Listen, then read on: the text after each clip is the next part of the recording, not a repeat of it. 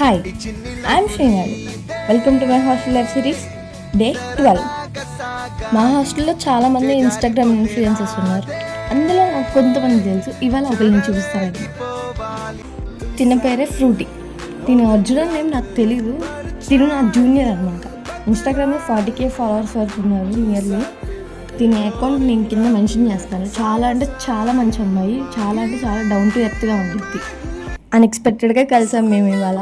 అందుకనే ఇద్దరం నైట్ వేర్లో ఉన్నాం. ఇంకా కాసేపు కూర్చొని మాట్లాడుకున్నాం. అసలు ఏంటి ఇన్స్టాగ్రామ్లో ఎంత ఫాలోవర్స్ వచ్చారని అడుగుతూ ఉన్నాను.